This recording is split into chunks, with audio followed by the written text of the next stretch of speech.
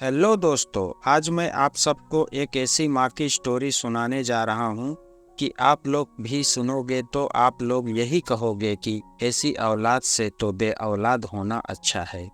तो चलो दोस्तों, शुरू करता हूँ एक माँ बेटे की स्टोरी। एक दिन बेटा अमेरिका से फ़ोन करता है। हेलो माँ, मैं अमर बोल रहा हूँ। कैसी हो माँ?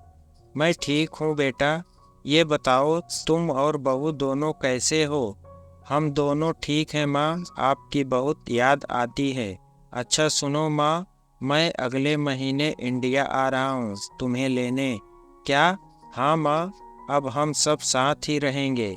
नीलम कह रही थी माँ जी को अमेरिका ले आओ, वहाँ अकेली बहुत परेशान होती होंगी। हेलो, सुन रही हो माँ? हाँ हाँ बेटे। बूढ़ी आंखों से खुशी की आंसू धारा बह निकली। बेटा, अब बहू का प्यार नस नस में दौड़ने लगा। जीवन के 72 साल गुजार चुकी कमला ने जल्दी से अपने पल्लू से आंसू पोंछे और बेटे से बात करने लगी। पूरे 2 साल बाद बेटा घर आ रहा था। बूढ़ी कमला ने मोहल्ले भर में दौड़ दौड़ कर ये खबर सबको सुना दी। सभी खुश थे कि चलो बुढ़ापा चैन से बेटे और बहू के साथ गुजर जाएगा। अमर अकेला आया था। उसने कहा कि माँ, हमें जल्दी ही वापस जाना है, इसलिए जो भी रुपया पैसा किसी से लेना है वो लेकर रख लो, और तब तक मैं किसी प्रॉपर्टी डीलर से मकान की बात करता हूँ। मकान? माँ ने पूछा।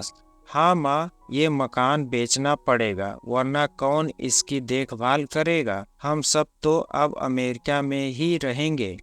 बूढ़ी आंखों ने मकान के कोने कोने को ऐसे निहारा जैसे किसी बच्चे को सहला रही हो।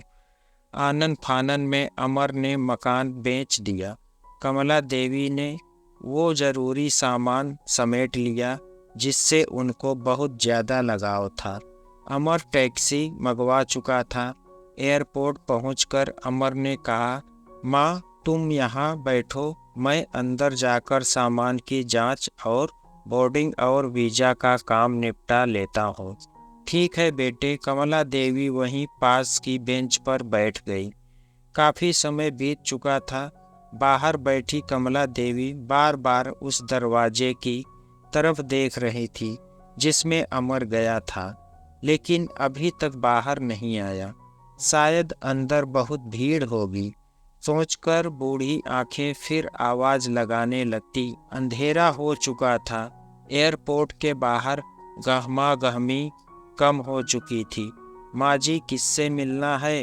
एक कर्मचारी ने बुढ़िया से पूछा। मेरा बेटा अंदर गया था टिकट लेने, वो मुझे अमेरिका लेकर जा रहा है, कमला देवी ने घबराकर कहा।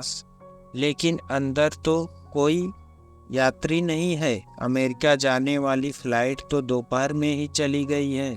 क्या नाम था आपके बेटे का? कर्मचारी ने पूछा। बुढ़िया ने बोला, अमर नाम है। कमला के चेहरे पर चिंता की लकीरें उभर आई। कर्मचारी अंदर गया और कुछ देर बाद बाहर आकर बोला, माँ जी, आपका बेटा अमर तो अमेरिका जाने वाली फ्लाइट से कब का जा चुका है। क्या? बुढ़िया की आंखों से आंसुओं का सैलाब फूट पड़ा। बूढ़ी माँ का रोम रोम कांप उठा। किसी तरह वापस घर पहुंची, जो अब बिक चुका था। रात में घर के बाहर चबूतरे पर सो गई। सुबह हुई तो दयालु मकान मालिक ने एक कमरा रहने को दे दिया। पति की पेंशन से घर का किराया और खाने का काम चलने लगा। समय गुजरने लगा। एक दिन मकान मालिक ने बुढ़िया से बोला, माँ जी, क्यों नहीं आप अपने किसी रिश्तेदार के यहाँ चली जाएं? अब आपकी उम्र भी बहुत हो गई है, अकेली कब तक रह पाएंगी?